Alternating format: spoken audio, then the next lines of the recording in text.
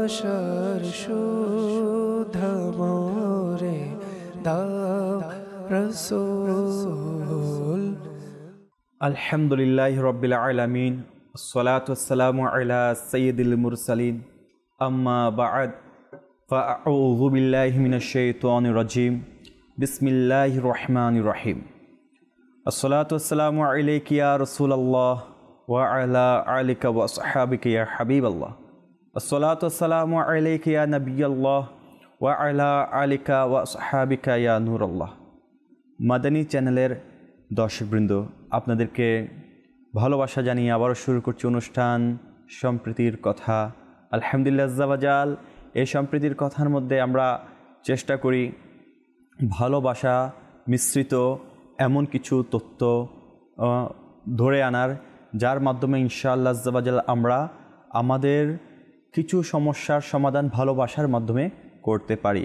আলহামদুলিল্লাহ আজ্জা ওয়া জাল, এটি হচ্ছে বড় একটি মাধ্যম। ভালোবাসা দিয়ে সকল কিছুই জয় করা যায়।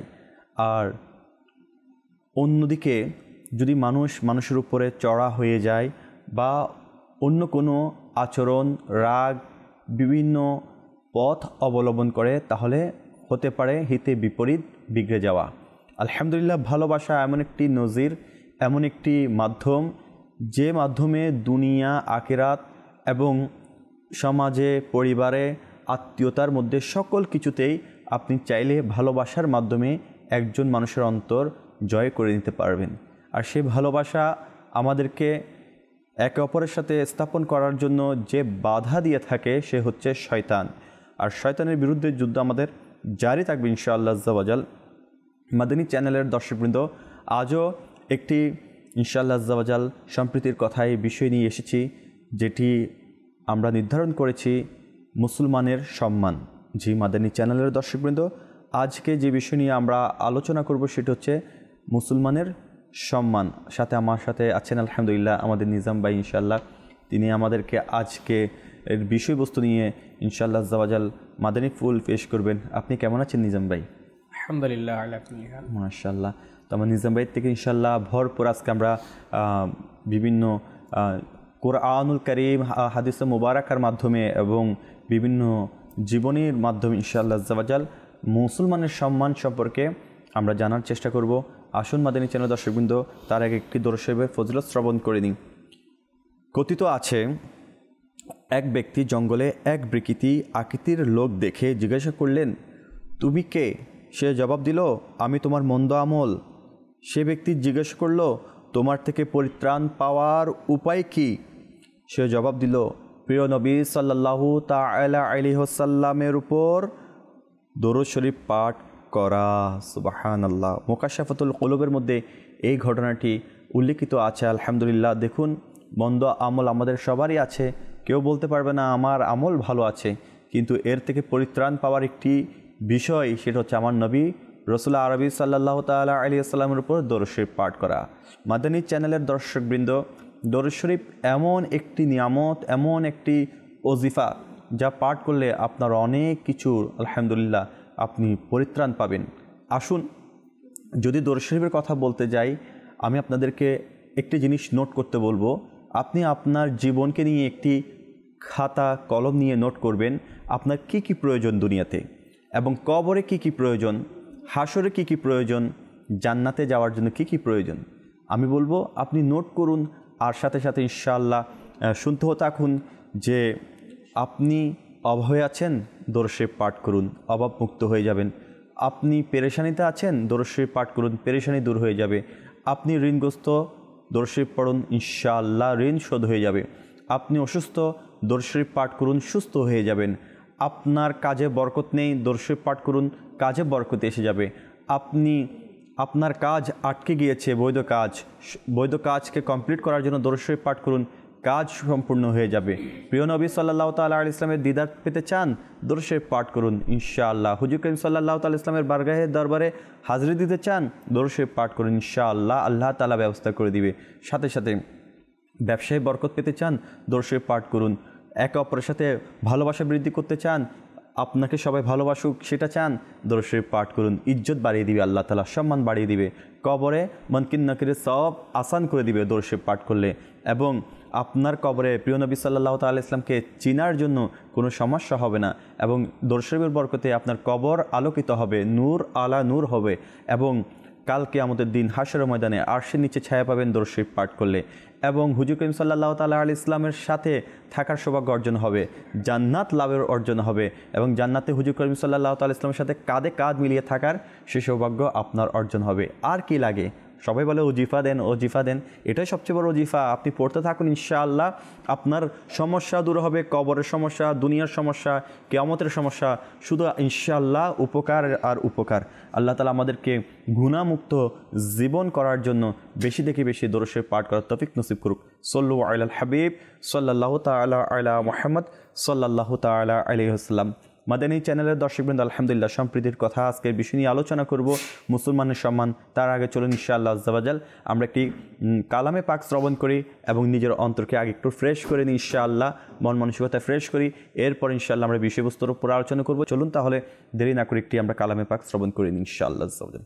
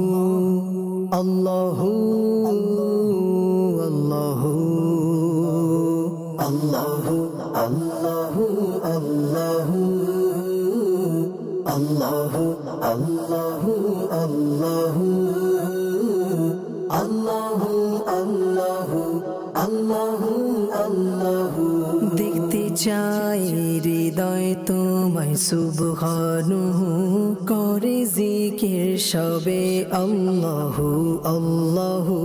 দেখতে চাই হৃদয় তোমায় সুবহানাহু করে জিকির সবে আল্লাহু আল্লাহু। ভুলিনি ভুলবো না খোদা তোমায় কভু, ভুলিনি ভুলবো না খোদা তোমায় কভু। মনে প্রাণে খোদা, মনে প্রাণে খোদা, তুমি তুমি শুধু। আল্লাহু আল্লাহু আল্লাহু আল্লাহু আল্লাহু আল্লাহু আল্লাহু আল্লাহু আল্লাহু আল্লাহু।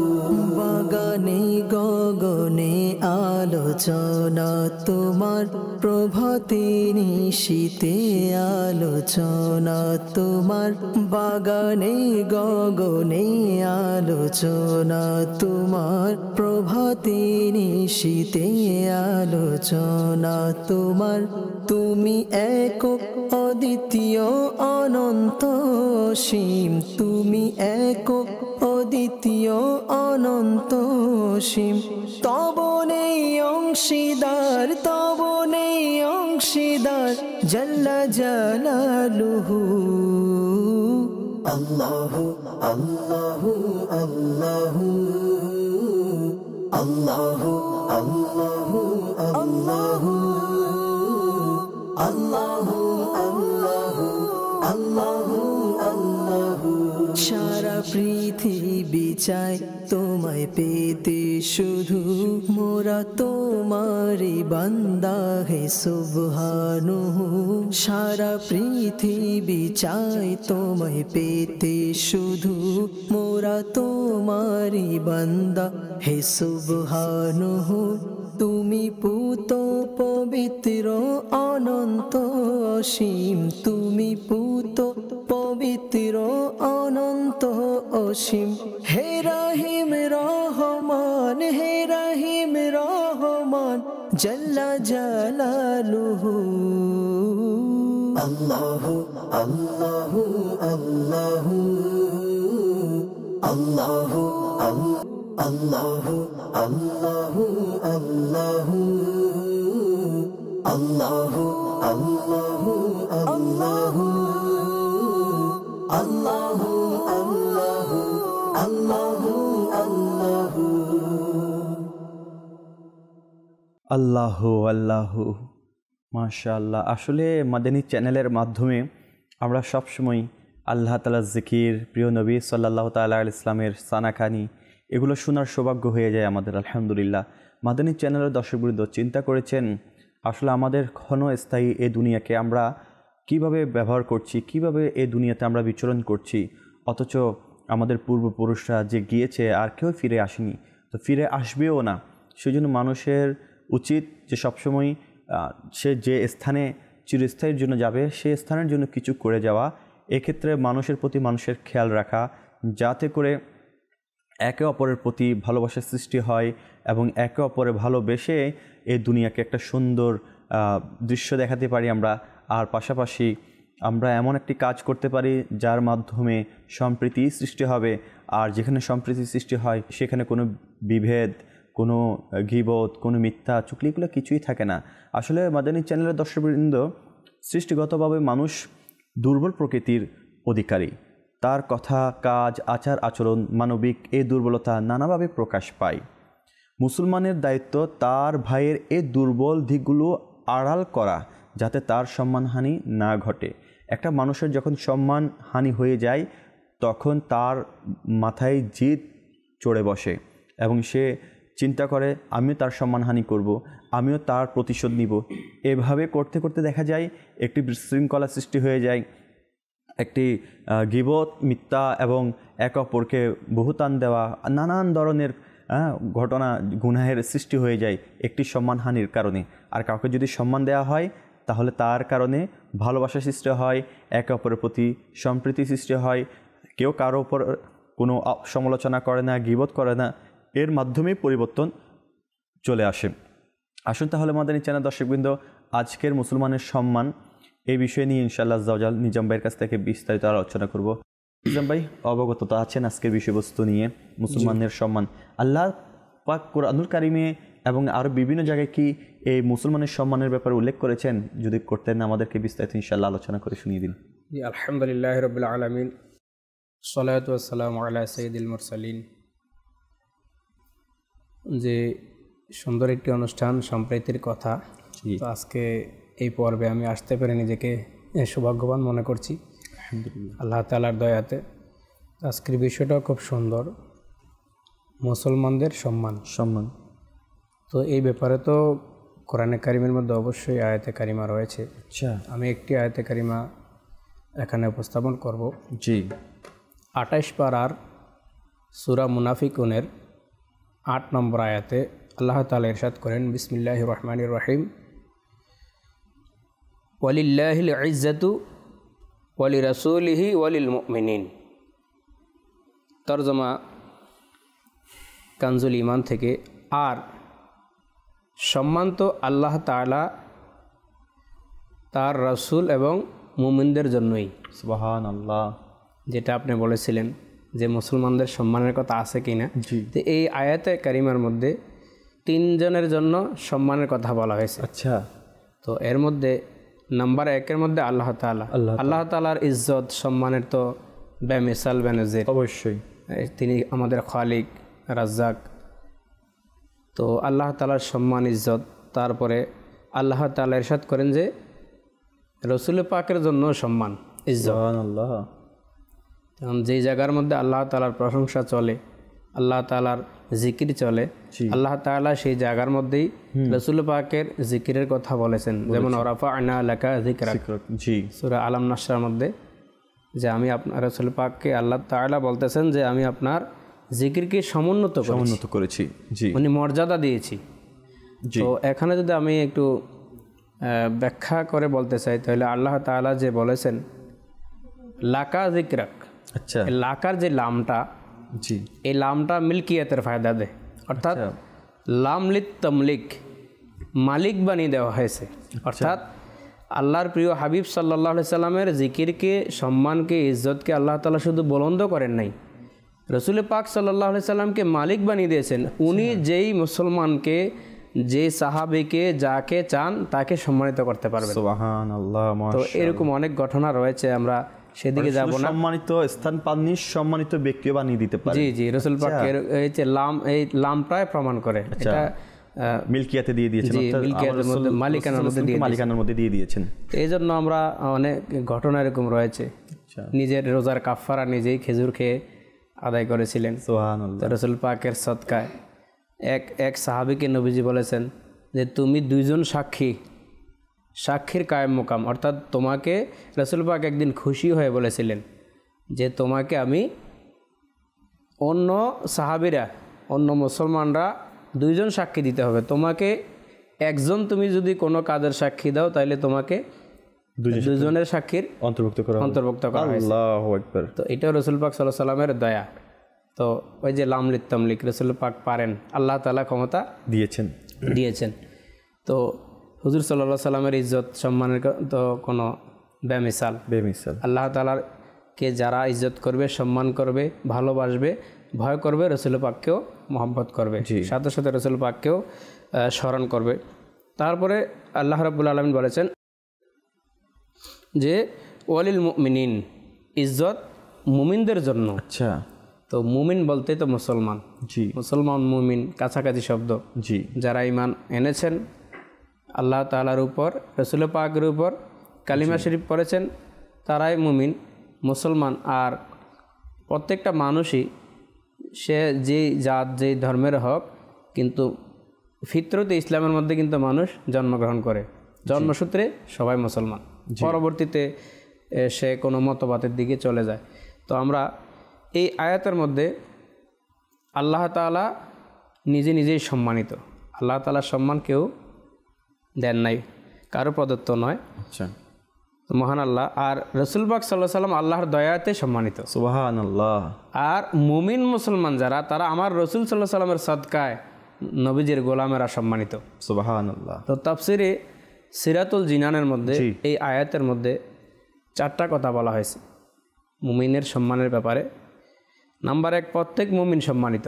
সুবহানাল্লাহ। প্রত্যেক মুমিন মুসলমান সম্মানিত। জি। কোনো মুসলিম জাতিকে হীন মনে করা, কোনো মুসলমান জাতিকে ছোট মনে করা, অবজ্ঞা করা, তার শানে অসভ্য কথা বলা, এটা হারাম রয়েছে। আচ্ছা। 1 নম্বর। নাম্বার 2, মুমিনের সম্মান কিন্তু ঈমান এবং নেক আমলের দ্বারা, টাকা পয়সার দ্বারা নয়। যে ওনার টাকা আছে, সম্পদ আছে, অনেক টাকার মালিক, বড় লোক, এই জন্য সম্মান করতে হবে না। মুমিন ব্যক্তির সম্মান তার ঈমান এবং নেক আমলের কারণে। মাশাআল্লাহ। তো নাম্বার 3-এ বলা হয়েছে মুমিনদের সম্মান, মুমিন মুসলমানদের সম্মান এটা চিরন্তন, নশ্বর নয়।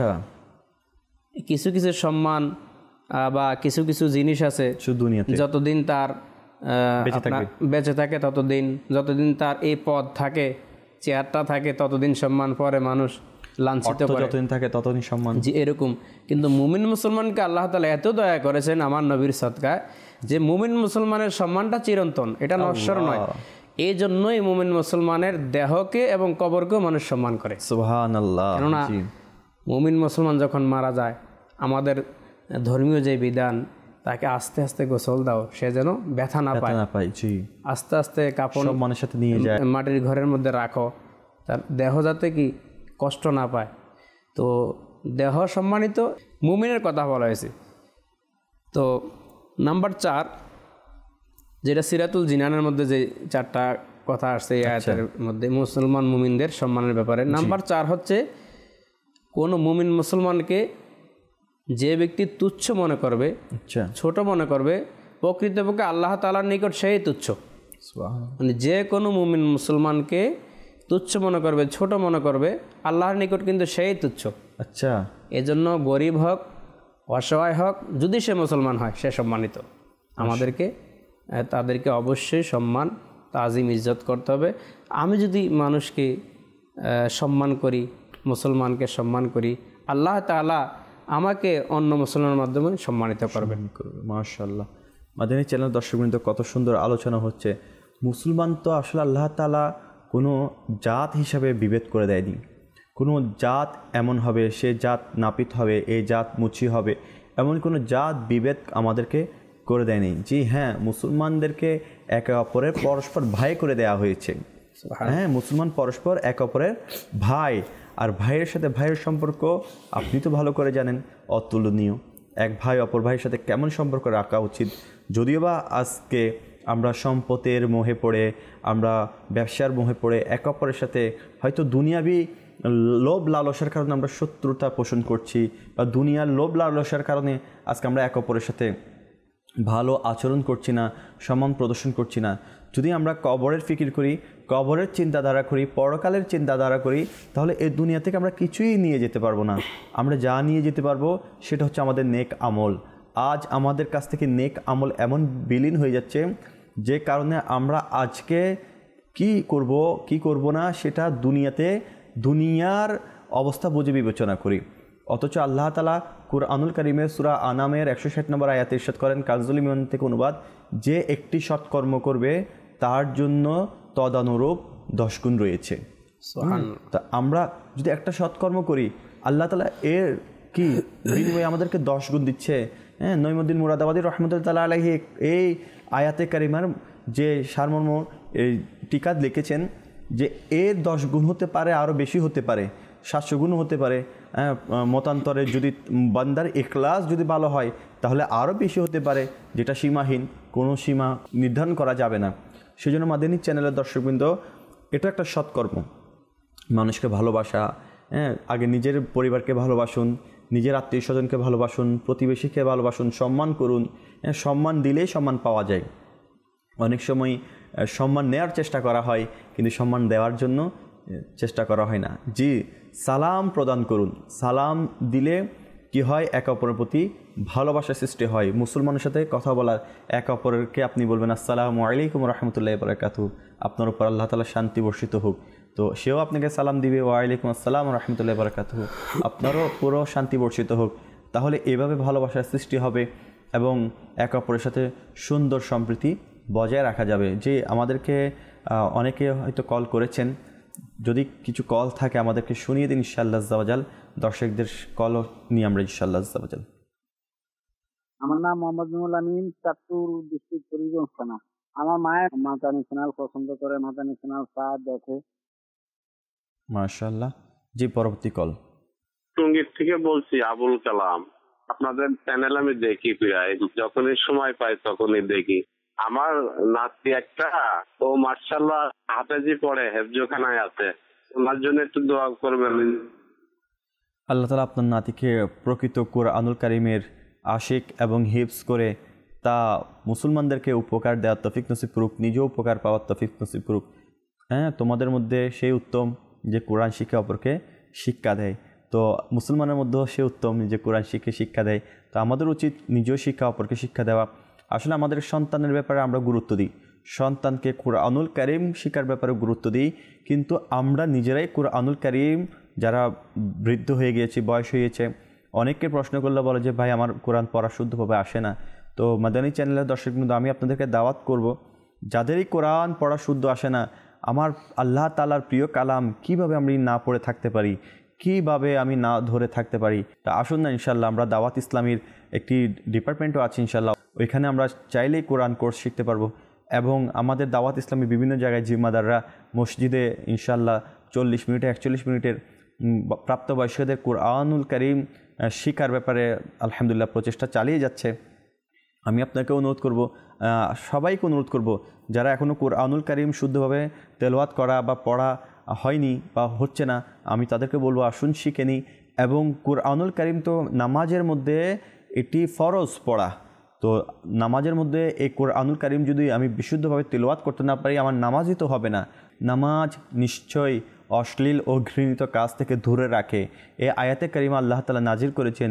কিন্তু নামাজ পড়ো মানুষের সাথে মানুষ কি করছে, গীবত করছে, চুগলি করছে, সম্মানহানি করছে। কেন? কারণ নামাজ হতে পারে আমার শুদ্ধতা হচ্ছে না, বিশুদ্ধ হচ্ছে না, হয়তো মনোযোগের ক্ষেত্রে হচ্ছে না, না হলে কুরআনুল কারীম শুদ্ধর ক্ষেত্রে হচ্ছে না, হতে পারে রুকুন যেগুলো আছে নামাজের মধ্যে সঠিকভাবে, এগুলো সঠিকভাবে আদায় না হওয়ার কারণে আমাদের নামাজ অনেক সময় নামাজ না হওয়ার ধরুন আমাদের কাছ থেকে এই গুনাহমূলক জিনিসগুলো একেবারে কী হচ্ছে না, শেষ হচ্ছে না, আর আমরা অশ্লীল এবং ঘৃণিত কাছ থেকেও দূরে থাকতে পারছি না। মাদানী চ্যানেলের দর্শকবৃন্দ, কুরআনুল কারীম এমন একটা আলহামদুলিল্লাহ কিতাব যা পড়লে বরকত আসে, যা পড়লে মনে শান্তি আসে। আলা বিযিক্রিল্লাহি তাতমাইন্নুল কুলুব, এবং কি আল্লাহ তাআলার জিকিরেই প্রকৃত প্রশান্তি। আর কুরআনুল কারীম এমন একটা জিকির, এমন একটা ইবাদত যেটি পড়লে আল্লাহ তাআলার সাথে কথা বলার শামিল হয়। তো প্রিয় ইসলামী ভাইয়েরা, আর মাদানী চ্যানেলের দর্শকবৃন্দ, আমাদের উচিত কুরআনুল কারীম পাঠ করা, তেলাওয়াত করা এবং কুরআনুল কারীমকে ভালোবাসা। এটি পড়লে আপনার অন্তর নরম হবে। যেভাবে একটি ময়দার কাই নরম হয় আর রূপ দেওয়া যায়, তখন আপনার যখন অন্তর নরম হবে, আপনিও আপনার অন্তরকে ইনশাআল্লাহ সম্প্রীতির মধ্যে বজায় রাখতে পারবেন, এক অপরের প্রতি ভালোবাসা পোষণ করতে পারবেন। আসুন একটি কালামে পাক নিয়ে ইনশাআল্লাহ আজ্জাওয়াজাল, আমরা হামদে বারি তাআলা শ্রবণ করেছি, আসুন একটি কালামে পাক শ্রবণ করে আসি ইনশাআল্লাহ আজ্জাওয়াজাল। ইয়া রাসূলুল্লাহ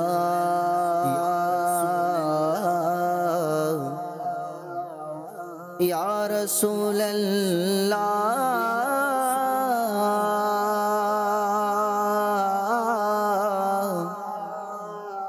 ইয়া রাসূলুল্লাহ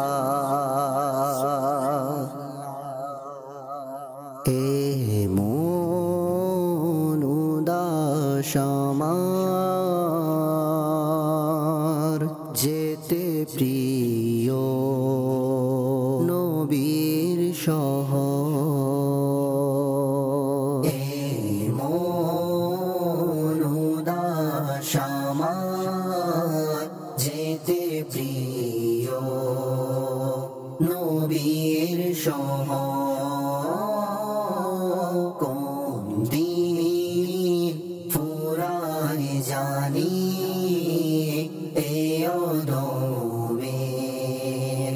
আশার প্রহর, মক্কার মরুভূমির যদি হইতাম বালির কণা আকা, মক্কার মরুভূমির যদি হইতাম বালির কণা,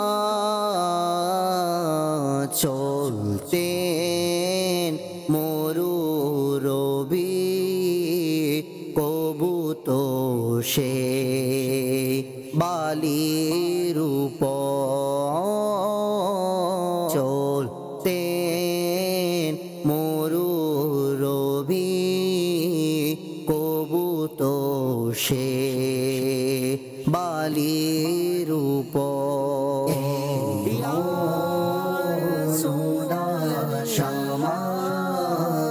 যেতে প্রিয় নবীর শহর, কোন দিন ফুরায় জানি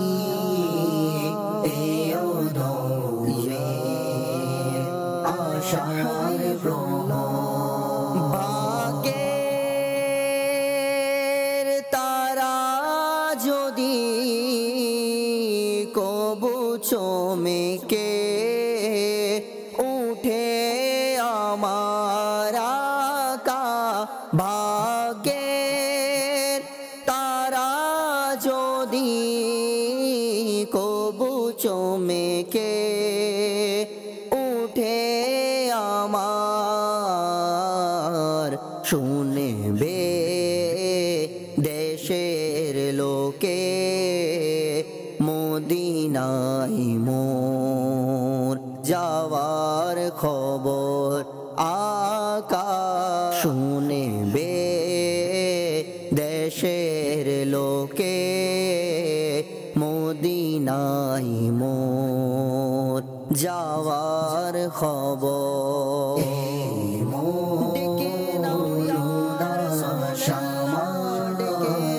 যেতে প্রিয় নবীর শহর, দিন ফুরায় জানি এ অধমে আশার প্রহর বন্দী হয়ে আছি আমি বাংলা কারাগারে আকা বন্দী হয়ে আছি আমি বাংলার কারাগারে কোন দিন পাবো রে হায় যাব ছুটে আরব শহর আকা কোন দিন পাবো রে হায় যাব ছুটে আরব শহর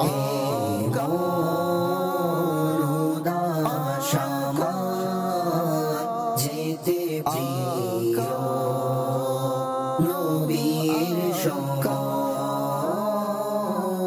মদিনা ফুরাই জানি এও মদিনা আশার প্রদিনা রব নবীর দয়ায় তাহার সুবাস মাখা হাওয়ায়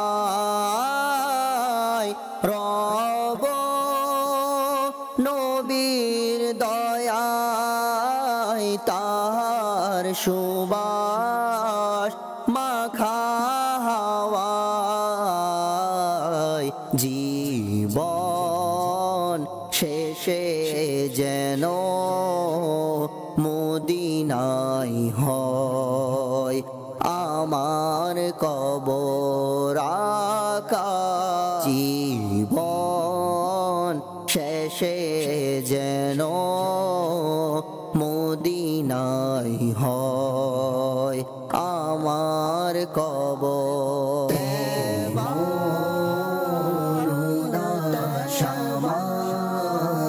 যেতে প্রিয় নবীর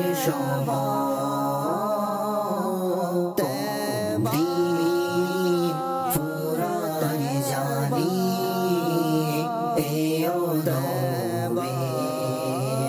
আশার প্রহর যাই যে শত হাজি তোমার দরবার প্রতি বছর আকা যায় যে শত হাজি তোমার দরবার প্রতি বছর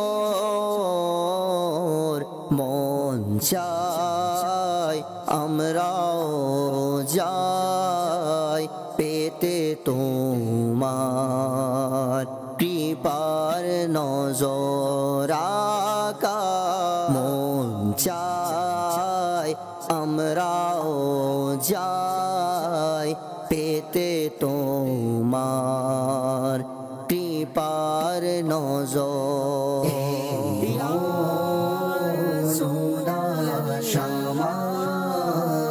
যেতে প্রিয় নবীর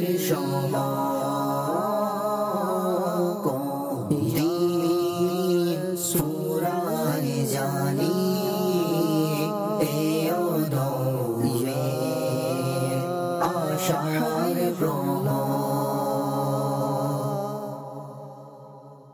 আলহামদুলিল্লাহ। আসলে মদিনা শরীফে যাওয়ার জন্য মন উদাস হয়ে থাকে আশিকানে রসুলের। আশিকের রসুলের শুধু একটি তামান্না, একটি বাসনা, একটি চাহাত, সেটা হচ্ছে প্রিয় নবী রসুল আরবি সাল্লাল্লাহু তাআলা আলাইহি ইসলামের রজা মুবারকে হাজিরি দেওয়া। আর বারগাহে হাজিরি দিয়ে প্রিয় নবী রসুল আরবি সাল্লাল্লাহু তাআলা আলাইহি ইসলামকে মনের কথা খুলে বলা। আশিকের কত তামান্না। মক্কার যদি আমি হইতাম বালির কণা, তো মাশাআল্লাহ আজ্জা ওয়াজাল আমার নবী করিম সাল্লাল্লাহু আলাইহি ইসলাম সেই মরুরবি হেঁটে যেতেন আর কখনো সেই বালির উপর কার কি তামান্না, কি বাসনা। হ্যাঁ, আমার নবী করিম সাল্লাল্লাহু তাআলা ইসলাম, হ্যাঁ, আমার আমির আল সুন্নাত নিজেকে সাগে মদিনা বলে। কারণ মদিনার নিজেকে কি বলে, সাগত তো আসলে বাংলাতে কুকুর বলা হয়। তো বাস ওনার এটি আজিজি, বিনয়। তো আল্লাহ তাআলা আমাদেরকে সেভাবে আজিজি বিনয় নিয়ে চলার এবং মুসলমানদেরকে সম্মান করার, মুসলমানদেরকে ভালোবাসার সে তৌফিক নসিব করুক। আমার নিজাম ভাই কথা বলছিলেন, আলহামদুলিল্লাহ কুরআনুল কারীম থেকে তো আমাদেরকে উপস্থাপন করেছেন। ইনশাআল্লাহ আরও বিস্তারিত আমার নিজাম ভাইয়ের কাছে গিয়ে আমরা মুসলমানের সম্মানের ব্যাপারে আরও তথ্য জেনে নিই ইনশাআল্লাহ। জি জি, এবার একটি হাদিসে কারিমা বলবো। আচ্ছা, ইবনে মাজা শরীফ, জি সিহাসিত্তার জি যে হাদিস গ্রন্থ, বিশুদ্ধ 6টি হাদিসের মধ্যে একটি ইবনে মাজা শরীফে বর্ণিত রয়েছে, নবী করিম রউফুর রহিম সাল্লাল্লাহু তাআলা আলাইহি ওয়াসাল্লাম কাবা শরীফকে একদিন সম্বোধন করে বলতেছেন, আচ্ছা, হে কাবা, তুমি কতই না পবিত্র। আল্লাহ। এরপর বললেন যে তোমার সুগন্ধি কতই না বিশুদ্ধ, মানে তুমি কাবার আশেপাশে যে সুগন্ধি, এটা কত বিশুদ্ধ, খাঁটি। তুমি নিজে পবিত্র, তোমার যে সুগন্ধি, সুবাস, এটা অনেক বিশুদ্ধ। জি। তারপর তোমার সম্মান কতই না উঁচু, তুমি কাবার সম্মান অনেক উঁচু, আল্লাহ তাআলা উঁচু করে দিয়েছেন, এবং তুমি কতই না মহান। এই কথাগুলো যখন বললেন, বলার শরীফকে সম্বোধন করে, জি, কাবা শরীফকে বললেন, তারপরে নবীজি বলতেছেন, সেই সত্তার শপথ যার হাতে, যার কুদরতের মধ্যে আমি মুহাম্মদ সাল্লাল্লাহু আলাইহি সাল্লামের প্রাণ। অর্থাৎ আল্লাহ তাআলার শপথ করে নবীজি ইরশাদ করলেন যে হে কাবা, যে একজন মুমিনের সম্মান, ইজ্জত আল্লাহ তাআলার নিকট তুমি কাবার চাইতেও আরো বেশি। সুবহানাল্লাহ। একজন মুমিনের সম্মান তুমি কাবার চেয়ে অনেক বেশি। সুবহানাল্লাহ। তো দেখুন, চিন্তা করুন যে কোরআনে পাকের মধ্যে মুমিনের সম্মানের কথা এসেছে, আল্লাহ এবং রসুলের পরেই মুমিনের সম্মান। জি। এখন কাবা শরীফ যাকে কেন্দ্র করে, যার দিকে ফিরে আমরা শ্রেষ্ঠ ইবাদত নামাজ আদায় করি, আল্লাহর হাবিব বললেন, প্রথমে কাবা শরীফের প্রশংসা করলেন, জি, যেটা তুমি কতই উত্তম, কত মহান, তোমার শান ইজ্জত কত উঁচু, তোমার সুগন্ধি অনেক বিশুদ্ধ, তুমিও অনেক পবিত্র। আল্লাহ। কিন্তু আল্লাহ তাআলার শপথ যার কুদরতের মধ্যে আমি রসুলের প্রাণ, কিন্তু একজন মুমিনের সম্মান আল্লাহ তাআলার নিকট তোমার চেয়েও বেশি। সুবহানাল্লাহ। এখন এই ধরনের মুমিনকে, মুমিন মুসলমানকে আমরা কেন কষ্ট দেব? দুনিয়াবি কোনো টাকা পয়সা হোক, ধন সম্পদ হোক, জায়গা জমি হোক, দুনিয়াতে স্থায়িত্ব পাওয়ার জন্য বা নিজের সম্মান বাঁচানোর জন্য, নিজের ধন সম্পদ অর্জনের জন্য, ওই ধরনের মুসলমানকে, মুমিনকে কিন্তু আমরা কষ্ট দিচ্ছি, যেটা আদৌ দেওয়া উচিত না। এই জন্য আসলে আগেকার মানুষগণ অনেক এরকম একটা কথা বলতেন, কিছু কিছু বুজুর্গ যারা ছিলেন আগের দিনের মানুষ, তাদের কথা কিন্তু কিছু কিছু কোরআন হাদিস সম্মত ছিল। জি। যে মুমিনের মন ভাঙা, মুসলমানের মন ভাঙা মসজিদ ভাঙা সমান, এরকম বলতো না? জি, কথিত আছে কিছু কিন্তু কথা। আজকের হাদিসে কারিমের মধ্যে এরকমই প্রমাণ পাওয়া যায়। কাবা শরীফ থেকে যেখানে আল্লাহর কাছে মানুষের সম্মান, মুমিনের সম্মানই সবচেয়ে উঁচু বলা হচ্ছে, সেখানে তো একটা বলাই যায়। তো এখন মুমিন কারা? যে সম্মান ইজ্জত আল্লাহ তাআলার এবং রসুলে পাকের, জি, এই আল্লাহ তাআলার উপর বিশ্বাস আনা, আল্লাহ তাআলাকে ভালোবাসা, রসুল পাককে মহব্বত করা, অনুসরণ করা, জি, তারা হচ্ছে মুমিন যারা করবে। আর বর্তমানে আম্বিয়া কেরামের পরে তো সাহাবায়ে কেরাম, অবশ্যই সাহাবায়ে কেরামকে অনুসরণ করতে হবে। আহলে সুন্নাত ওয়াল জামাতের আকীদা, জি, যে রসুল পাককে জিজ্ঞাসা করেছিল নাজাতি দল কোনটা, রসুল পাক সাল্লাল্লাহু আলাইহি ওয়াসাল্লাম বলেছিলেন যে মা আনা আলাইহি ওয়া আসহাবি, আমি রসুল এবং আমার সাহাবায়ে কেরাম যেই দলে, যেই মতে, যেই মতবাদে আছে, এটা যারা গ্রহণ করবে তারাই নাজাতি। তো সাহাবায়ে কেরামের মর্যাদা তো রসুল পাক বলেছেন আসহাবিকান নুজুম, যে আমার সাহাবীরা আসমানের তারার মতো। সুবহানাল্লাহ। যদি কোনো ব্যক্তি একজন সাহাবীকেও যদি অনুসরণ করে, সেও হেদায়েতে পেয়ে যাবে। সুবহানাল্লাহ। তো সাহাবায়ে কেরাম ছিলেন মিয়ারে হক, তারা সত্যের মাপকাঠি। তাদেরকে সাহাবায়ে কেরাম এবং আহলে বাইত, তাদেরকে আমাদের ভালোবাসতে হবে, তাদের প্রতি ঈমান আনতে হবে, অবশ্যই তাদেরকে অনুসরণ করতে হবে, তাইলে আমরা নাজাতি। এবার আসেন পরের স্টেপে যদি আমরা আসি, তাবিনে কেরাম, বুজুর্গানে দিন, আউলিয়া কেরাম, তাদেরকে তো আমাদের সম্মান করতে হবে। একটি ঘটনা খুব চমৎকার যে এক গুনাহগার ব্যক্তি আপনার নদীর মধ্যে গিয়েছে হাত মুখ ধোয়ার জন্য। আচ্ছা।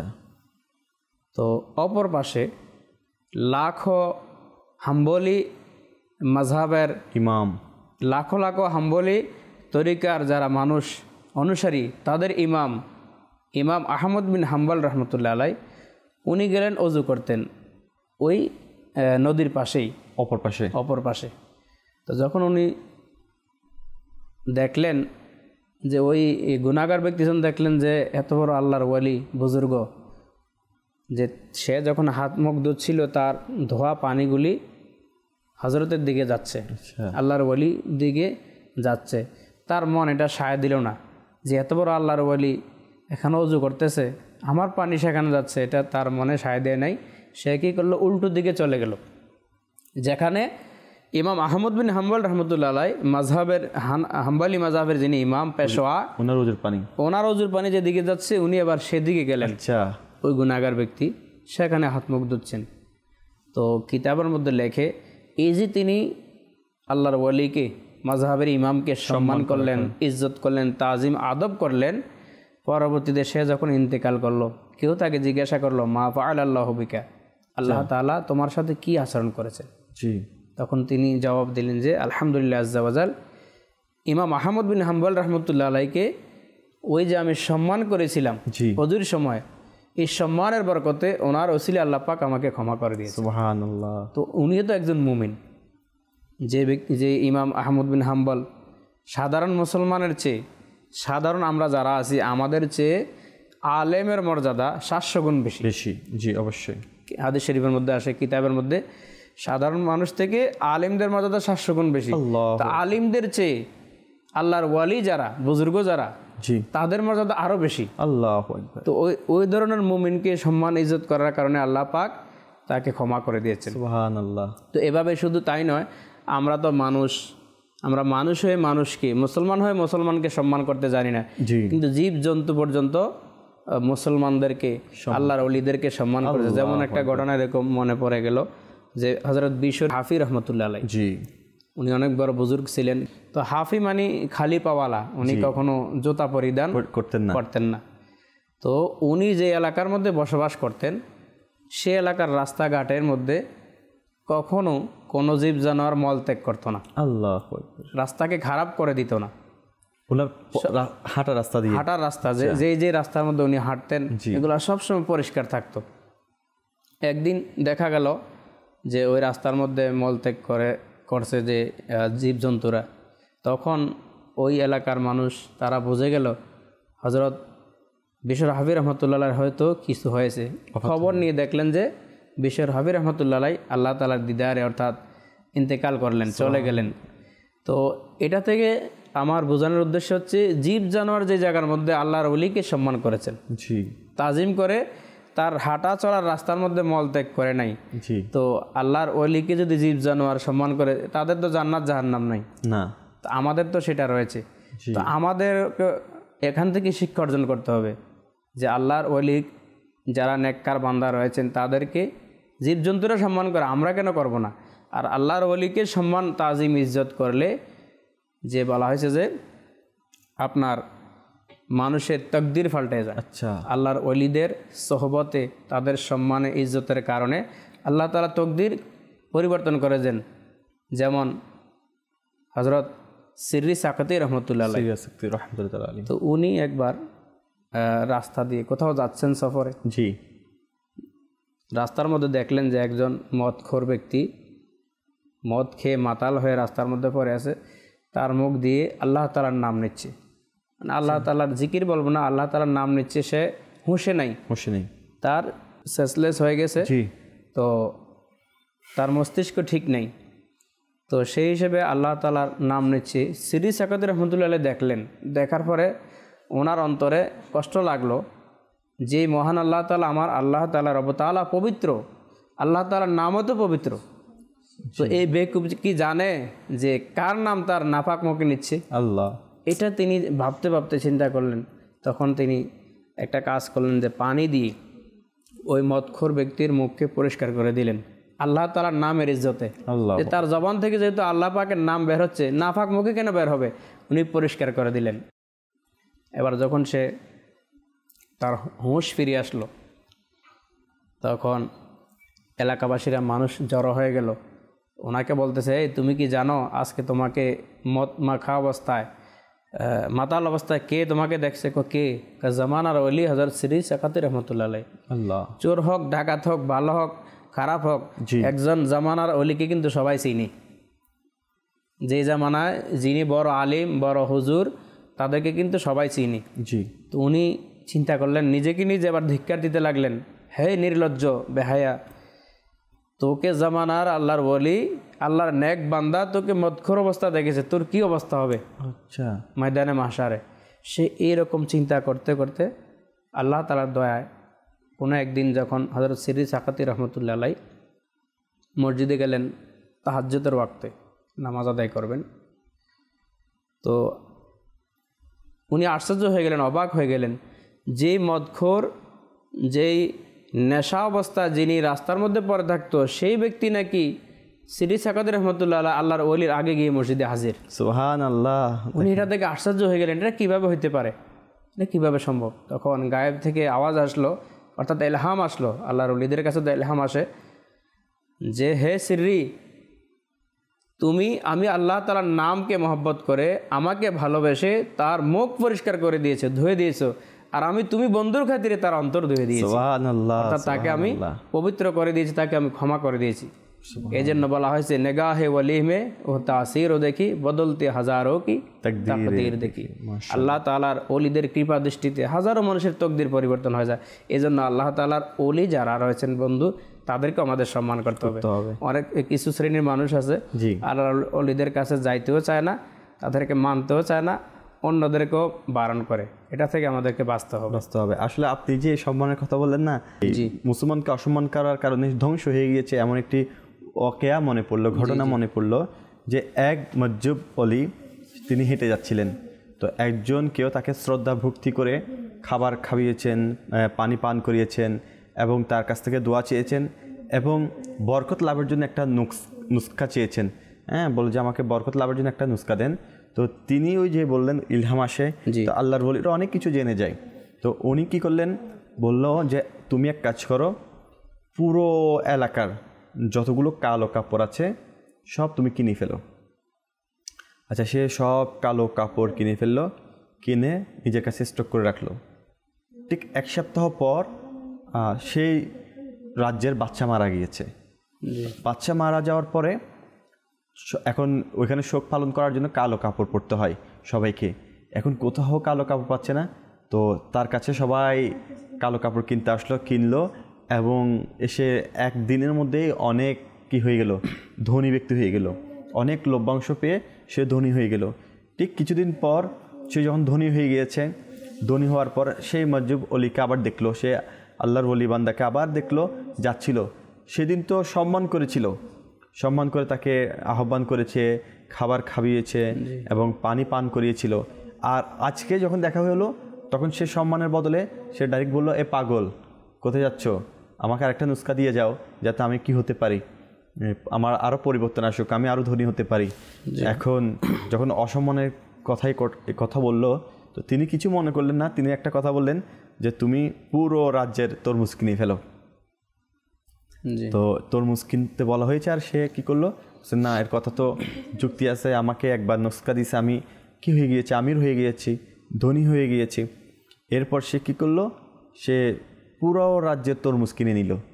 কিনে নেওয়ার পরে এক সপ্তাহ যখন হয়ে গেল, তার সব অর্থ এখানে দিল, পচে গেল, নষ্ট হয়ে গেল, সে একেবারে পথের ফকির হয়ে গেল।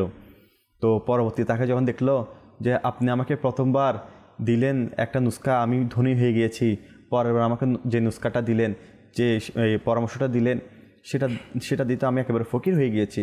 তো তখন ওই আল্লাহর বান্দা বলতেছে, তোমাকে আমি প্রথম যে পরামর্শটা দিয়েছিলাম সেটা হচ্ছে তোমার সম্মানের বিনিময়ে, তুমি আমাকে সম্মান করেছো, আদব করেছো, আমি সেই সম্মানের আদবের বিনিময়ে তোমাকে আমি একটা পরামর্শ দিয়েছি যাতে তুমি ধনী হতে পারো।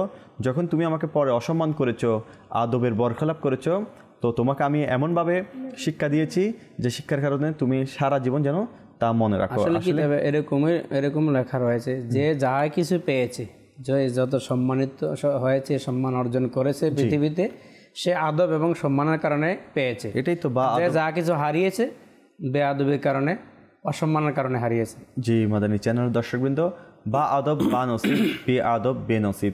আমরা যত আদব সম্পূর্ণ হব, হ্যাঁ, তত আমাদের নসিবও ভালো হবে। আর বে আদব হলে আমাদের নসিবের মধ্যে অনেক ধরনের খারাপই আমাদের জন্য অপেক্ষা করছে। সেজন্য সবসময় মুসলমানদেরকে সম্মান করা, আদব রক্ষা করা, আদব সহকারে কথা বললে তো ক্ষতি কিছু নেই। আপনি কাউকে আদব করে কথা বললেন, আদবের সাথে তার সাথে মেলামেশা করলেন, তাকে সম্মান করলেন, এতে তো আপনার কোনো ক্ষতি হবে না, বরঞ্চ লাভই হবে, বেনিফিটই আপনি পাচ্ছেন। পক্ষান্তরে আপনি কাউকে অসম্মান করে কথা বললেন, গালিগালাজ করলেন, হ্যাঁ, তাকে আপনি কষ্ট দিয়ে কথা বললেন, তাহলে তো আপনি এমনি লোকসান হবেন। এটা তো দুনিয়াগতভাবেই লোকসান আমরা নজর দেখতে পাচ্ছি। আল্লাহ তাআলার কাছে ফরজ ইবাদতের পরে সবচেয়ে গ্রহণযোগ্য এবং পছন্দনীয় আমল হচ্ছে মুসলমানের অন্তর খুশি করা। তো ইনশাল্লাহ আমরা মুসলমানের অন্তর খুশি করার চেষ্টা করব, সাথে যারা আমাদেরকে কল দিয়েছে তাদের অন্তর খুশি করি। জি, আমাদেরকে আরও যদি কয়েকটি কল থাকে শুনিয়ে দিন। আমি সবসময় মাদানী চ্যানেল দেখি, এখনো দেখতেছি, ভালো লাগে। মাশাআল্লাহ। জি, আর কল। আমার নাম জাবুল হোসেন। এই চ্যানেলটা আমাদের খুব ভালো লাগে, চ্যানেলটা সবসময় দেখি, আমার চ্যানেলটা খুব ভালো লাগে। একটু দোয়া পাচ্ছি আপনাদের কাছে ইনশাআল্লাহ। আল্লাহ তাআলা চ্যানেল আপনাকে আরও দেখার এবং এই চ্যানেল থেকে যা শরীয়তের জ্ঞান অর্জন করা তৌফিক হয় তা অর্জন করে নিজের জীবনে বাস্তবায়ন করার তৌফিক নসিব করুক। আপনার জন্য দোয়া রইল ইনশাআল্লাহ আজ্জা ওয়া জাল। যে পরবর্তী কল শুনিয়ে দিন। আমার নাম ইব্রাহিম গাইবান্ধা। আমি একজন মাদানী চ্যানেলের নিয়মিত শ্রোতা। আমার জন্য একটু দোয়া করবেন যেন সমস্যাটা সমাধান হয়। আল্লাহ তাআলা আপনাদের সমস্যা, সকলের সমস্যার সমাধান করে দিক। প্রথমেই বললাম যে সমস্যা থাকলে দরুদ শরীফ পড়ুন বেশি বেশি। দরুদ শরীফ সমস্যার সমাধান করে দেয় ইনশাআল্লাহ আজ্জা ওয়া জাল। এবং দরুদ শরীফের মাধ্যমে আপনি চাইলে আপনার রিজিকের মধ্যেও বরকত আনতে পারেন, আপনার মুখের মধ্যে মিষ্টান্ন আনতে পারেন ইনশাআল্লাহ আজ্জা ওয়া জাল। অনেকে আমাদেরকে সোশ্যাল মিডিয়াতে কমেন্ট করেছে।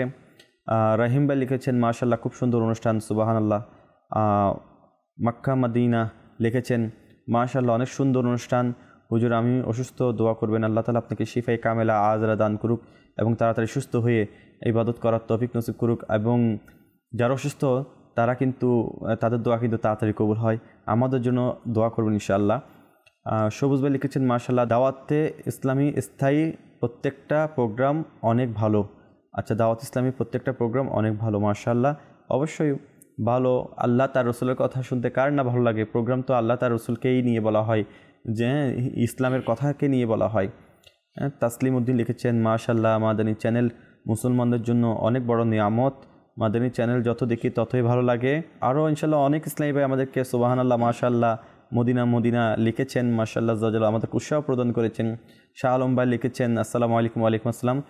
ওমান থেকে উনি প্রত্যেক দিনই দেখে মাশাআল্লাহ জাজাল, আমাদের নিয়মিত দর্শক মাশাআল্লাহ। আমি চট্টগ্রাম থেকে দেখছি কে ইব্রাহিম ভাই, ফরিদপুর জেলা থেকে দেখছে মোহাম্মদ মুস্তাকিম ভাই, মাশাআল্লাহ। অনেকেই কমেন্ট করেছেন, আলহামদুলিল্লাহ। আল্লাহ তাআলা আপনাদেরকে সাদ ও আবাদ রাখুক। মাদানী চ্যানেল দর্শকবৃন্দ, আসুন আমরা মাদানী চ্যানেল দেখব এবং মানুষকে প্রচার প্রসার করব, বেশি থেকে বেশি দেখার দাওয়াতও দেবো ইনশাআল্লাহ জাওজাল। আসুন সময় হয়েছে একটি কালামে পাক শ্রবণ করে আসি ইনশাআল্লাহ। তুমি মোর প্রাণ, তুমি মোর জান, ওগো প্রিয় নবী, তবু তোরে কুরবানে প্রাণ, ও গো প্রিয় নবী, তুমি মোর প্রাণ, তুমি মোর জান, ও গো প্রিয় নবী, তবু তোরে কুরবানে প্রাণ, ও গো প্রিয় নবী, করো মোর সব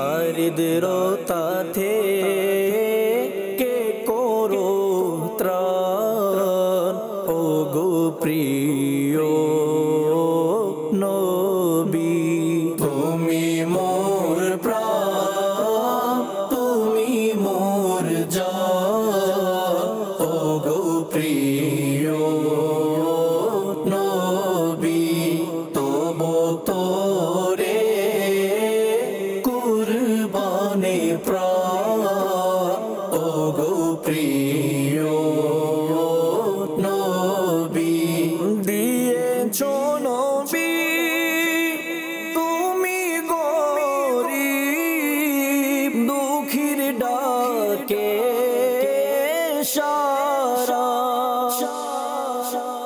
দিয়েছো নবী তুমি গরিব দুঃখীর ডাকে সারা শোনো আমার তুমি আহ্বান ওগো প্রিয় নবী তুমি মোর প্রাণ তুমি মোর জান ওগো প্রিয় নবী তবু তোরে কুরবানে প্রাণ ওগো প্রিয় নবী মদিনার রোগীর হৃদয় আমার বড় বেকুল মদিনার রোগীর হৃদয় আমার বড় বেকুল মদিনা দেখার বড় আরমান ওগো প্রিয় নবী তুমি মোর প্রাণ তুমি মোর জান ওগো প্রিয় নবী তবু তোরে কুরবানে প্রাণ ওগো প্রিয় নবী মদিনার পাগল বলে লোকে যেন আমায় ডাকে মদিনার পাগল বলে লোকে যেন আমায় ডাকে এ নামে রয়েছে কত শান ওগো প্রিয় নবী তুমি মোর প্রাণ তুমি মোর জান ওগো প্রিয় নবী আমার নবী রসুল আরবি সাল্লাল্লাহু তাআলা আলাইহি ওয়াসাল্লাম হচ্ছে আমাদের জান প্রাণ। আর মুমিনের একটা অংশ হচ্ছে যে আমার নবী সাল্লাল্লাহু তাআলা ইসলামকে জীবন থেকেও বেশি ভালোবাসা। এটা হচ্ছে একজন মুমিনের পরিচয়। তো আমার নবীকে ভালোবাসবো, আর আমার নবীর শিক্ষা হচ্ছে মুসলমানদেরকে কষ্ট না দেওয়া। তো সেজন্য মুসলমানদেরকে কষ্ট দেওয়া থেকেও আমরা বিরত থাকবো। নবী করিম সাল্লাল্লাহু তাআলা ইসলাম একটি হাদিসে মুবারকও আছে, ইনশাআল্লাহ আমরা শোনার চেষ্টা করি। নবী করিম সাল্লাল্লাহু তাআলা আলাইহি ওয়াসাল্লাম একটি হাদিসে মুবারকের মধ্যে ইরশাদ করেন, তার সারমর্ম অনেকটা এরকম যে আব্দুল্লাহ ইবনে ওমর রাদিয়াল্লাহু তাআলা আনহু বলেন, রাসূল করিম সাল্লাল্লাহু তাআলা ইসলাম মিম্বারে উঠে উচ্চ আওয়াজে বললেন, হে লোকেরা, যারা মুখে ইসলাম গ্রহণ করেছো কিন্তু অন্তরে এখনও ঈমান দৃঢ় হয়নি, তোমরা মুসলমানদেরকে কষ্ট দেবে না, তাদের লজ্জা দেবে না এবং তাদের গোপন দোষ অনুসন্ধানে প্রবৃত্ত হবে না। কেননা যে ব্যক্তি তার মুসলিম ভাইয়ের গোপন দোষ অনুসন্ধানে লিপ্ত হয়, আল্লাহ তার গোপন দোষ প্রকাশ করে দেবেন, আর যে ব্যক্তি দোষ আল্লাহ প্রকাশ করে দেবেন তাকে অপমান করে ছাড়বেন। সে তার উটের হাওদার ভেতরে অবস্থান করে থাকলো। সুনানে তিরমিজি হাদিস 2032। আল্লাহ তাআলা আমাদেরকে, প্রিয় নবী সাল্লাল্লাহু আলাইহি ওয়াসাল্লাম এই ঘটনাটি, এই হাদিস মুবারাকাটার মধ্যে থেকে আমরা এটাই জানতে পারি যে মানুষের দোষ তালাশ করা এটা অনেক অত্যন্ত গর্হিতপূর্ণ একটি কাজ। যার দোষ তালাশ করব, হ্যাঁ, আল্লাহ তাআলা সে ব্যক্তির দোষ উন্মোচন করে দিবে। জি, শরীফ রয়েছে, জি, রাসূল পাক সাল্লাল্লাহু আলাইহি ওয়াসাল্লাম ইরশাদ করেন, মান সাতারা মুসলিমান সাতারাহুল্লাহু ইয়াউমাল কিয়ামা। জি, যে ব্যক্তি কোনো মুসলমানের দোষকে গোপন রাখবে, আচ্ছা, আল্লাহ তাআলা ময়দানে মাহশারে কিয়ামতের দিন তার দোষকে গোপন করবেন। সুবহানাল্লাহ। অতএব আপনি যেটা বলছেন এটার বিপরীত এটা, যে একটি দোষ গোপন করবে আল্লাহ তাআলা তার একটি দোষ না, মুসলমানের দোষকে গোপন রাখলে জি যে করবে তার দোষগুলিও আল্লাহ তাআলা হাশরের ময়দানে গোপন রাখবে। অর্থাৎ আমরা যদি একটু চিন্তা করি, আমি যে মুসলমান ভাইয়ের, আমাকে তো এই জন্য সৃষ্টি করা হয় নাই, আমাকে সৃষ্টি করেছে ইবাদতের জন্য। অবশ্যই আমি নিজের পরিবারকে সময় দেব, আমার কাজ কর্ম যা ব্যবসা বাণিজ্য যা আছে তা করব, কিন্তু আমি অপরের দোষ অন্বেষণ না করি। কেননা আমি যার দোষ ত্রুটি খুঁজছি, বা কোনো মানুষ আছে না, মানুষ তো, আমরা তো শয়তানের ধোঁকায় সবসময় গুনাহ করতেই থাকি, তো মানুষ সবার পক্ষ থেকেই গুনাহ বের হয়ে যায়, তো ভালো মানুষের পক্ষ থেকে গুনাহ এসে যায়। তো আমি চেষ্টা করি না, অন্য কেউ জানে না, আমি দেখে ফেললাম, আমি তার গুনাহটা, তার দোষটা দোকানের মধ্যে প্রকাশ করে দেওয়া, মজলিসের মধ্যে বলে দেওয়া, কেউ জিজ্ঞাসা তো করে না, আমি বলে দিয়ে গুনাহগার হচ্ছি। কেননা আমি এটা চিন্তা করি না যে আমার তো হাজার হাজার দোষ আছে, আমি আজকে এই মুমিন মুসলমানের একটা দোষকে গোপন করলে আল্লাহ তাআলা কোটি কোটি আম্বিয়া কেরাম থাকবেন, মুমিন মুসলমান থাকবেন, সাহাবায়ে কেরাম থাকবেন, এত মানুষের মাঝে আমার দোষকে যদি আল্লাহ তাআলা উন্মোচন করে দেয় ময়দানে মাহশারে, আমার লজ্জার তো সীমা থাকবে না। অতএব আমি সেই কঠিন অবস্থা থেকে, লজ্জা থেকে যদি বাঁচতে চাই, তাহলে আমাকে দুনিয়াতে মুমিন মুসলমানের দোষকে গোপন রাখতে হবে। আর মনে করেন মুসলমানের কথা তো বললাম, সাহাবা কেরাম থেকে শুরু করে আমরা আউলিয়া কেরাম পর্যন্ত আসলাম, তো আলিমদের ব্যাপারে এসেছে।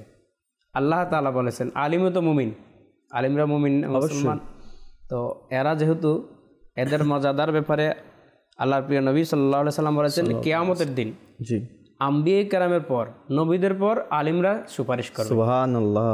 আমরা যাদের বদনাম করছি আজকে, যাদের বিরুদ্ধাচরণ করছি, যাদের গীবত করছি, কিন্তু তারা কিন্তু আমাদের জন্য সুপারিশ করবেন, মুমিন যদি হয়ে থাকে।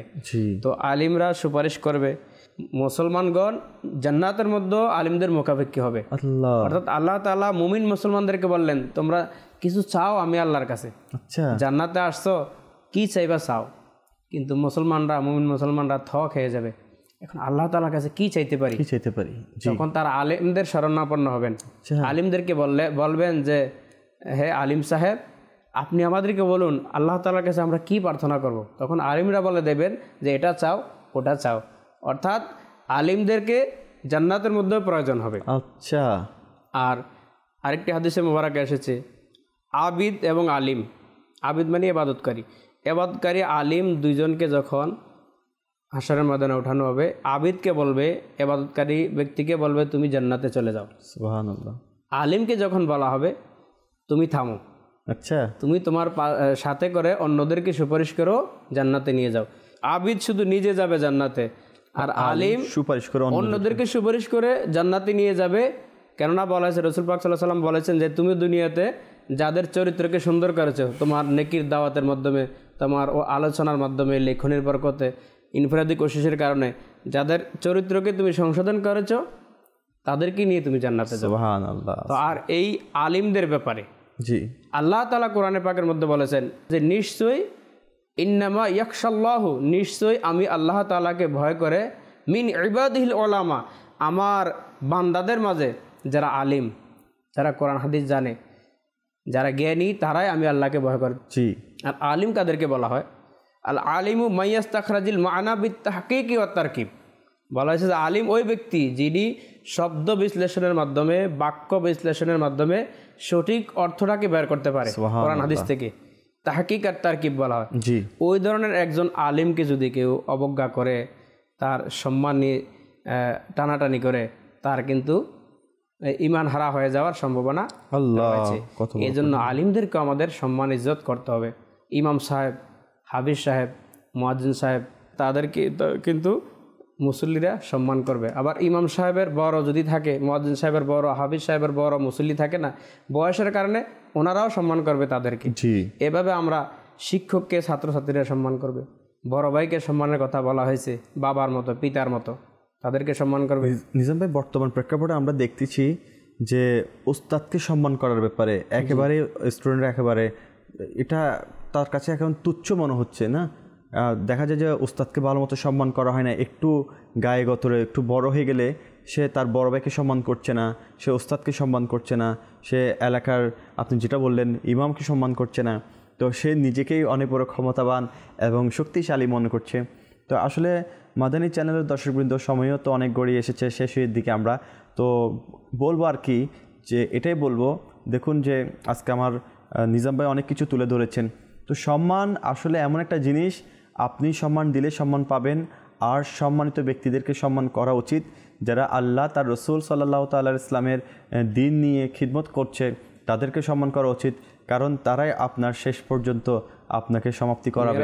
একটা আপনার গুরুত্বপূর্ণ কথা মাসালা, আমরা যে রসুল পাক সাল্লাল্লাহু আলাইহি সাল্লামকে সম্মান করি, তাজিমে কিয়াম শরীফ করে থাকি, দাঁড়িয়ে সালাম দিই। তো এটা অনেকের মনের প্রশ্ন। সাহাবায়ে কেরাম তো আপনার সম্মান করেছেন, তাজিম করেছেন দেখে নবীজিকে, আমরা তো দেখি না। কারো কারো মনের প্রশ্ন, আমরা কি জন্য দাঁড়াবো, সালাম দেব? তো আমরা যদি এখান থেকে জেনে নেই যে মসজিদগুলির মধ্যে পশ্চিম দিকে জানালা থাকে না, বুঝছেন কেন থাকে না? পশ্চিম দিকে অর্থাৎ কাবা শরীফ রয়েছে, ওই দিকে ফিরে থুতু ফেলা মাকরুহ রয়েছে, নিষেধ রয়েছে। কেননা ওই দিকে কেবলা রয়েছে, কাবা শরীফ রয়েছে। তো কাবা শরীফ তো আমাদের কাছে না, হাজার হাজার মাইল দূরে। তো হাজার হাজার মাইল দূরে কাবাকে আমরা তাজিম, সম্মান, ইজ্জতের জন্য কি করি? থুতু ফেলাই না, সম্মান করি। তাহলে বোঝা গেল যে সম্মানিত ব্যক্তি বা সম্মানিত বস্তু যত দূরেই থাক, তাকে সম্মান ইজ্জত করতে হবে। রসুল পাক সাল্লাল্লাহু আলাইহি সাল্লাম যদি আমাদের কাছে নাও থাকে, মদিনা শরীফ আছে, আমরা রসুল পাকের সম্মান আছে না, ইজ্জত আছে না? তা আমরা এই জন্য দূর থেকে রসুল পাকের সম্মান, ইজ্জত, তাজিম করবো ইনশাআল্লাহ। মাদানী চ্যানেল দর্শকবৃন্দ, আলহামদুলিল্লাহ আজ্জা ওয়া জাল, আমরা সম্মানের কথা শুনেছি, সম্মানের আলোচনা করেছি। তো মুসলমানের সম্মান, দেখুন মাদানী চ্যানেলের দর্শকবৃন্দ, সম্মান দিলে কিন্তু অনেক কিছুই পরিবর্তন করা যায়। হ্যাঁ, আমরা আজকে সম্প্রীতির কথার মধ্যে যে বিষয় নিয়ে আলোচনা শুনেছি, সেই বিষয়টি হচ্ছে মুসলমানের সম্মান। আসুন না আজকে আমরা মুসলমানকে সম্মান করতে শিখি ইনশাআল্লাহ। এতে কোনো কঠিন কিছুই নয়। নিজেকে দাম্ভিকতা এবং অহংকার এর মধ্যে লিপ্ত না রেখে আমরা ইনশাআল্লাহ আজ্জা ওয়া জাল চেষ্টা করব নিজেকে সবসময় নগণ্য মনে করা আর অপরকে সম্মান করার ব্যাপারে। আপনি লাস্টকে আর কিছু বলবেন ইনশাআল্লাহ আমাদের প্রোগ্রাম শেষের দিকে? লাস্ট আমরা এটাই বলবো, কারণ আপনি যেই আজকে যে অনুষ্ঠানের যে নাম নিয়েছেন, আর মানে বিষয় নিয়েছেন, এই বিষয়ে কথা বলতে কিন্তু 1 ঘন্টা এটা পুরাবে না। মুসলমান তো কারা পড়ে? মুসলমানের মধ্যে তো আমাদের মা বাপ রয়েছে, আত্মীয় স্বজন রয়েছে, পাড়া প্রতিবেশী রয়েছে, হ্যাঁ আমাদের সহকর্মীরা রয়েছে, আমাদের বন্ধু বান্ধব রয়েছে, সবাই তো মুসলমান। সবাইকে আলাদা আলাদাভাবে আমাদের যার যার সম্মান অনুযায়ী তাজিম, ইজ্জত করতে হবে। পিতা মাতা রয়েছে, স্বামী স্ত্রী রয়েছে। তো মায়ের ব্যাপারে রসুল পাক সাল্লাল্লাহু আলাইহি ওয়াসাল্লাম মাকে কেমন কদর করতে হবে, একটা এরকম ওয়াকিয়া রয়েছে। যেমন একবার এক মহিলা, সম্মানিত জান্নাতি নারী, বোরকা পরিহিত অবস্থায় রসুল পাকের দরবারে আসলেন, সাহাবায়ে কেরাম আছেন সাথে। তো হুজুর সাল্লাল্লাহু আলাইহি সাল্লাম ওনাকে দেখে ওনার সম্মানার্থে দাঁড়িয়ে গেলেন, ওনার ইজ্জতে দাঁড়িয়ে গেলেন, এবং সাহাবায়ে কেরামও দাঁড়িয়ে গেছেন সাথে সাথে। যতক্ষণ ওই সম্মানিত নারী রসুল পাকের সামনে ছিলেন, ততক্ষণ অন্য সাহাবীদের সাথে নবীজি কথা বলেন নাই। তো যখন উনি চলে যাচ্ছেন দূর থেকে, যতক্ষণ ওনাকে দেখা গিয়েছে ততক্ষণ আমার নবী দাঁড়িয়ে আছেন ইজ্জত সম্মানের ভিত্তিতে।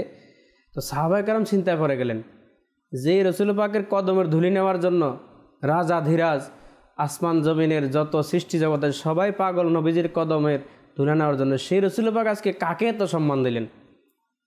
চলে যাওয়ার পর প্রশ্ন করাতে রসুল পাক সাল্লাল্লাহু আলাইহি ওয়াসাল্লাম বলেছেন যে তোমরা তো জানো না, উনি হচ্ছে আমার দুধ মাতা হযরত হালিমাতুস সাদিয়া। সুবহানাল্লাহ, সুবহানাল্লাহ।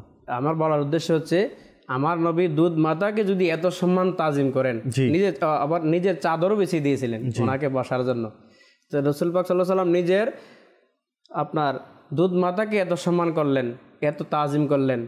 বলা হয়েছে যে ওই সময় যদি আমার নবীর মাতা হযরত আমেনা রাদিয়াল্লাহু তাআলা আনহা থাকতেন, তো রসুল পাক সাল্লাল্লাহু আলাইহি সাল্লাম মায়ের ইজ্জতের কথা, সম্মানের কথা বলেছেন, পিতাকেও বলেছেন যে জান্নাত।